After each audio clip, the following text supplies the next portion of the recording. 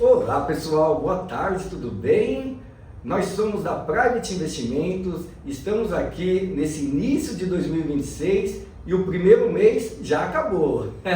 30 de janeiro, o mês encerrando, onde nós vamos falar sobre planejamento financeiro, principalmente sobre os gastos que nós temos extraordinários no início do ano e sobre preparação, planejamento, preservação de capital, para a gente falar sobre o seu dinheiro, sobre o seu portfólio de investimentos. E planejamento financeiro é fundamental, principalmente no começo de ano, né? Nós passamos aí por grandes movimentações, o ano mal começou e nós já tivemos vários desafios, vários ciclos, né? Ouro subindo, batendo recorde, ouro desvalorizando, guerras, conflitos e muita coisa já aconteceu e principalmente quando nós falamos de planejamento financeiro é fundamental planejar o seu patrimônio, os seus gastos para que você possa passar por esses ciclos de maneira saudável, né?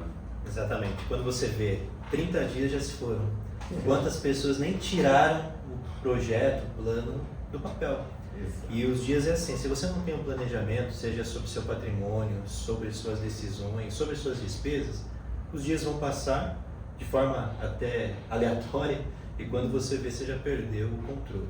Então, planejamento financeiro, você estruturar o planejamento financeiro, que é o que nós fazemos aqui na Private, é essencial. Porque como o Marcão falou, já parece que temos um ano e um mês. É verdade. Quem viveu 2025, por exemplo, viu entrar em janeiro o maior fluxo de capital em um mês do que foi todo 2025, capital estrangeiro. Exato. Se a gente não se planeja, não tem uma rota para seguir, fica à mercê do acaso. Então, por isso que é muito importante tratar o tema planejamento financeiro. Como você falou, Com certeza. muitas despesas de início de ano que são extraordinárias, mas porém recorrentes. Acontecem todo ano. Mas quantas vezes a gente para pensar sobre o que é custo fixo, o que é variável? O que impacta na minha carteira de investimento não ter uma reserva de emergência, não é, Cleiton? Correto. E você falou bem, Edson, esse começo de ano tem as contas que todo mundo se preocupa, né? Ou deveria se preocupar, PVA, IPTU, matrícula de escola, material escolar, renovação de seguro de carro, de casa. Então são todas despesas que têm ali um peso grande no orçamento e que a gente acaba vindo daquele período de festas, né, de fim de ano, então aqueles gastos com viagem, presentes, férias. E aí, claro, chega janeiro, o que eu faço com o meu orçamento? De onde eu tiro dinheiro para poder fazer o custeio de todas essas despesas? E é exatamente isso que a gente vai falar, sobre a importância do planejamento financeiro, sobre um tema que é muito importante, que são os 3 pilares, né, do planejamento financeiro. Marcos, fala pra gente um pouquinho mais, o que são esses 3 pilares, o que a gente pode trazer para o nosso público? Eu acho que um bom planejamento financeiro, e vocês concordam comigo aqui, é estruturado em 3 reservas, né? Nós costumamos falar em 3 reservas para facilitar, 3 caixinhas, que é a reserva de emergência, construção de patrimônio e aposentadoria. Só que essas 3, elas estão interligadas, então não tem como você começar uma sem pensar na outra. Então, o nosso papel hoje aqui é trazer como estruturar essa reserva e o que são essas reservas, né? Porque muitas vezes nós falamos da reserva de emergência, mas o que é a reserva de emergência? Como eu tenho que fazer uma reserva de emergência? Aonde eu tenho que fazer uma aplicação? Como construir uma aposentadoria? Então, de maneira, claro, muito rápida aqui, porque cada uma dessas reservas exige um pouco mais de trabalho, né? De nós sentarmos, entender o perfil, os seus objetivos, os seus sonhos, para que dentro do seu perfil, dos seus objetivos, se encaixe dentro das reservas do planejamento financeiro. Exatamente. E aqui na Private, nós procuramos entender o seu momento de vida para podermos alinhar os seus interesses, os seus objetivos dentro de todo o planejamento. Falando sobre o primeiro pilar, qual que seria o primeiro pilar? Reserva de emergência. Quais ativos que são aderentes nesse primeiro pilar, Edson? É um ponto crucial, você entender que emergência é algo que você não espera. Então, se você começa a pensar muito, olha, eu tenho que ter algo que tem uma rentabilidade muito elevada, posso tolerar algum risco, e se a emergência acontece? Exato. E a liquidez? Você não tem liquidez, ou se você tem liquidez e tem um alto risco, tem o custo de você vender aquele ativo no momento errado. Então, uma reserva de emergência, primeiro ela tem que ter liquidez e segurança. Então, ativos que acompanham a taxa de juros, que tenham fácil acesso, que você consiga alçar mão a qualquer momento. Então, o próprio nome já diz, uma reserva de emergência, ela tem que ter primeiro disponibilidade, ela tem que ter segurança e ela tem que estar ali para você utilizar quando você tiver de fato necessidade. Independente do que esteja acontecendo no cenário econômico, independente do que esteja acontecendo no ambiente, a reserva de emergência ela tem que estar lá. E se a gente pensar, fala, poxa, se só o fato de você montar uma reserva de emergência faz com que você reflita sobre os seus gastos. Porque, por exemplo, como o Marcos falou, a gente tem que entrar muito no detalhe de cada pessoa individual. A gente tem que entender qual é a dinâmica de cada família, de cada pessoa, de cada empresário. Mas quando nós olhamos assim, a grosso modo, tem uma conta que a gente faz. Quanto é necessário, por exemplo, para ter uma reserva de emergência? Assim, não existe o ideal, cada pessoa é única. Mas tem um número que a gente pode considerar para montar uma reserva de emergência? Claro, quando a gente trabalha o planejamento financeiro, e claro, existem todas as particularidades, né, para cada público, então para quem é autônomo, para quem é profissional liberal, para quem é assalariado, existem diversas formas, mas a gente aqui até gosta de trazer aqui não um modelo pronto, mas um ponto de partida para que a gente consiga transitar através dele na realidade individual de cada um. A gente sempre considera que um período de 6 meses, né, ou 6 meses o valor dos seus gastos mensais, acaba sendo suficiente para a grande maioria das pessoas.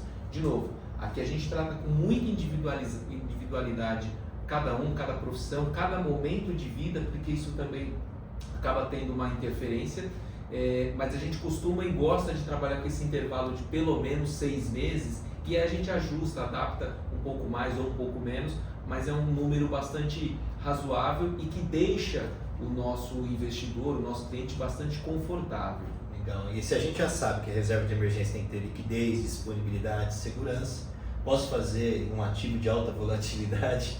No momento que nem nós falamos agora, janeiro, já teve a questão geopolítica muito exacerbada, já teve volatilidade enorme.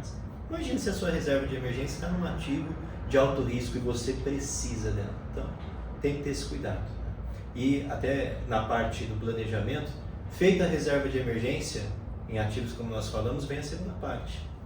Sim, que é continuar construção. Depois que você tem essa segurança, seja 6 meses, 12 meses, nós vamos entender o seu momento, nós vamos fazer a parte de construção. Na parte de construção de patrimônio, qual que seria a melhor estratégia, Marcos? A construção de patrimônio tem muito a ver com...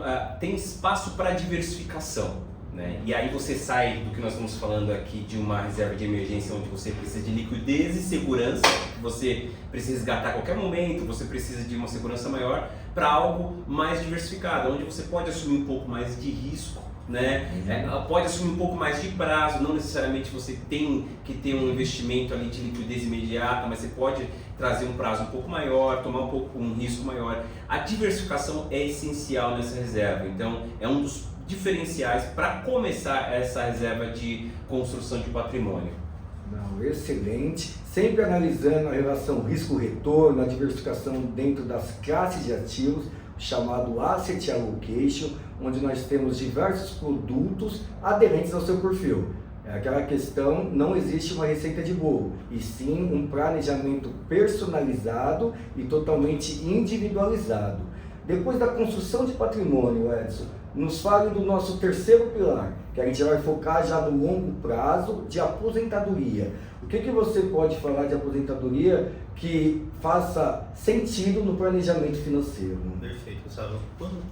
Olhando de forma geral o planejamento financeiro, é algo que nós gostamos muito de fazer.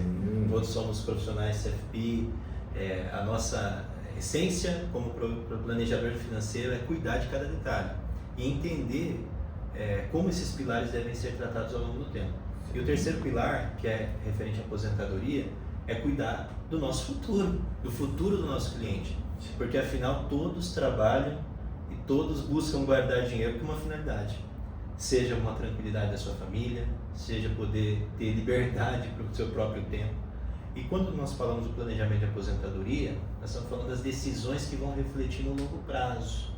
Como o Marcos muito bem falou, tudo que a gente faz é respeitando o suitability, que é o perfil de cada investidor, e onde você vai poder diversificar esses ativos.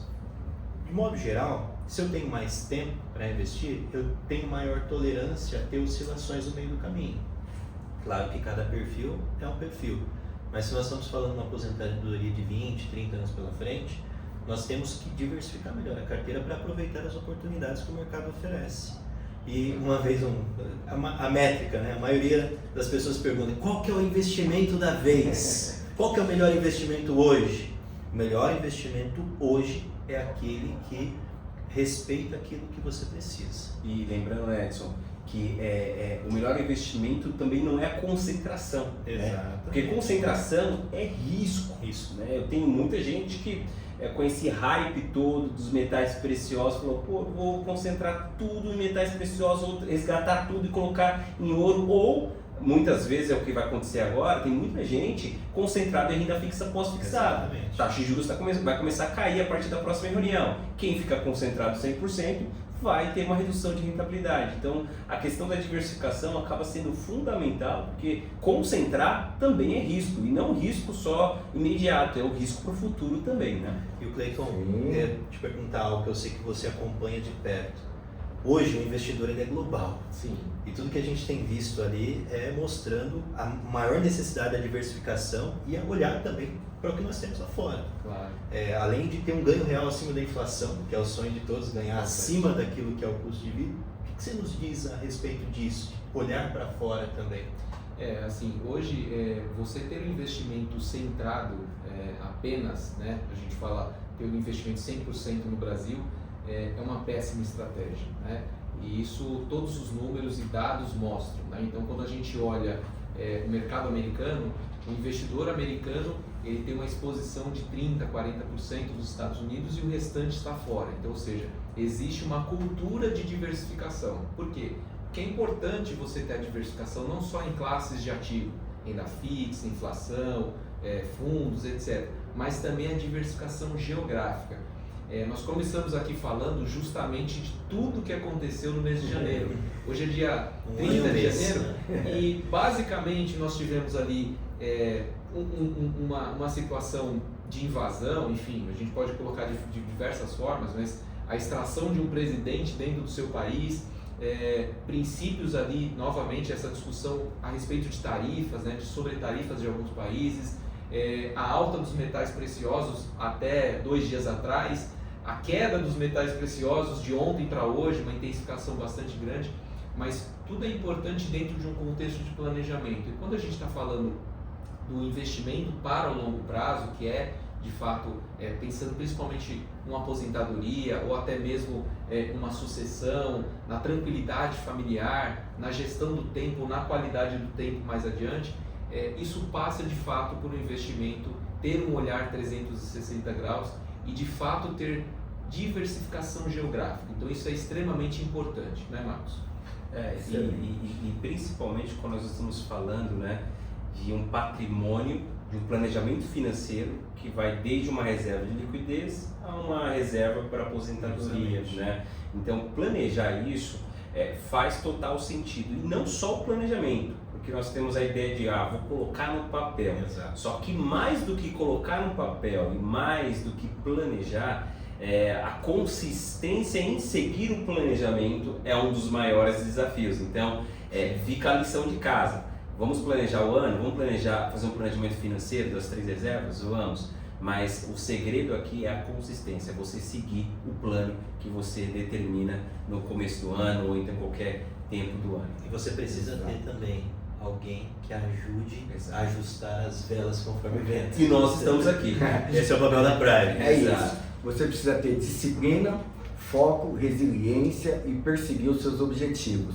Nós da Private Investimento estamos aqui para te auxiliar em todo o planejamento, em todo o seu momento de vida. Somos planejadores financeiros via CFP, o nosso órgão da Planejar, e nós estamos aqui à disposição a pergunta que fica e a reflexão: você já fez uma revisão do seu portfólio de investimento para esse ano de 2026, com todas as mudanças micro e macroeconômicas, além do nosso ano eleitoral no Brasil?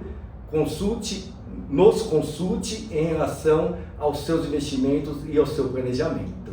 Somos da Private Investimentos e foi um prazer fazer essa live com vocês. Tchau, tchau. Forte abraço. Tchau.